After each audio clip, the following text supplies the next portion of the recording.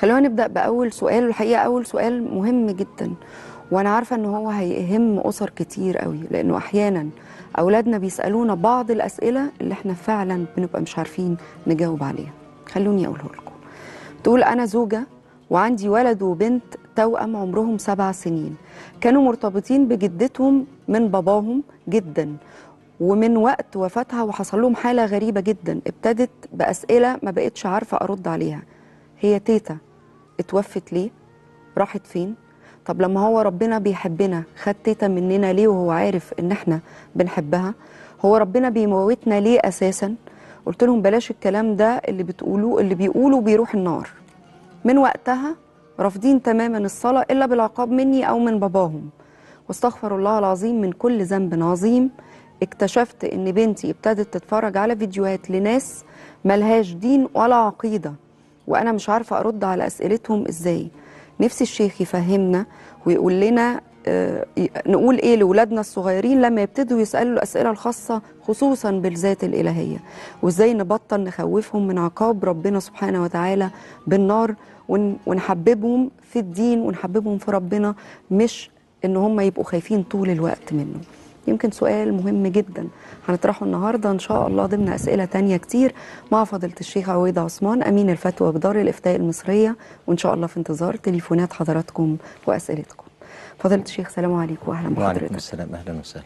اسر كتير قوي واهالي كتير قوي لما بيبقى الاسئله بتدور بالتحديد حوالين الذات الالهيه والغيبيات، بتبقى الام والاب مش عارفين يردوا، ومش عارفين هل فكر الاطفال ودماغهم هيستوعب الرد ولا لا.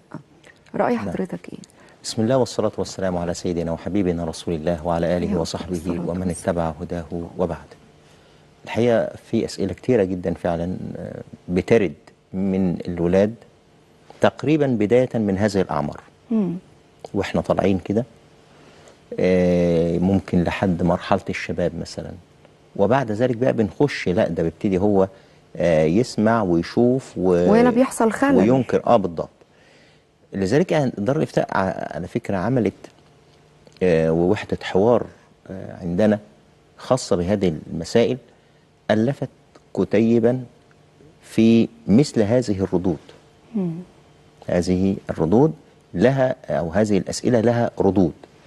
طيب، فاحنا خطأ كبير جدا اولا ان احنا نسيب ولادنا يطلعوا الاجابات بنفسهم من المواقع الالكترونيه.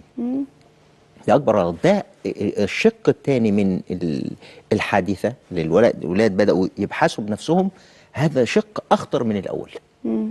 الاول ممكن يجاب عليه، وخطأ كبير جدا ان احنا نجاوب الولاد نبين لهم ان ربنا بيعاقبك، ان ربنا هيوديك النار، ان ربنا بلاش هذه الطريقه مع الاولاد في هذا السن، ما ينفعش. امتى يبتدي يعرف مساله الثواب والعقاب، الجنه والنار؟ لا، وهي قالت لهم كمان ما تسالوش الاسئله دي عشان اللي بيسالها بيدخل النار. لا، هذا خطأ ما هو لو ما كبير. سالكيش هيعمل اللي هم عملوه دلوقتي. هيدوروا. نعم. فطبعا هو احنا احيانا بنخوف ولادنا ونخليهم ان هم يحصل عندهم اشكالات بطريقه غير مباشره منا، زي كده لو ما عملتش ربنا هيعاقبك.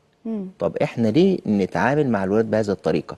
طب ما نقول له اعمل كذا علشان ربنا يثيبك، يدخلك الجنه، يبارك لك في باباك ومامتك، مش عارف ينجحك. مثل هذه الامور مهمه جدا، ونبعد عن الاولاد في هذا السن فكره النار، فكره العقاب، لان ده مش مستوعب. ربنا سبحانه وتعالى هيرتبط في ذهنه بالعقاب والنار والتعذيب، لانه ما زال هذا السن لحد ما بعد ذلك كمان بسنتين ثلاثه لحد سن البلوغ هو مش مستوعب مساله دي. يظن ان كل من يعاقب فهو يعني ظالم للناس، حاشاه سبحانه وتعالى. كل من يعذب الناس او كل من يعذب بالنار فهو ظالم للناس، وحاشاه سبحانه وتعالى. فلذلك استعمال كلمة عقاب بالنار، هيدخلك النار، ربنا هي مش عارف هيعمل لك ايه، كل مثل هذا التخويف في هذا السن مرفوض تماما. لابد ان احنا نبين للاولاد لما يسالوا بقى مثل هذا السؤال، هو جده راح فين؟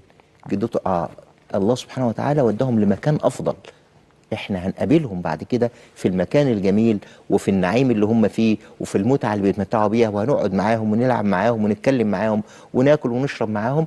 هم في مكان تاني واحنا برضه هنروح لهم في وقت من الأوقات، إلى أن يكبر الولد ويبتدي يستوعب فكرة الموت، فكرة لقاء الله، فكرة الحساب والعقاب، الثواب والعقاب، فكرة الجنة والنار. فهذا السن سن خطير جدا، طبعاً. لابد ان احنا نتعامل معاه يعني حساسية زائدة.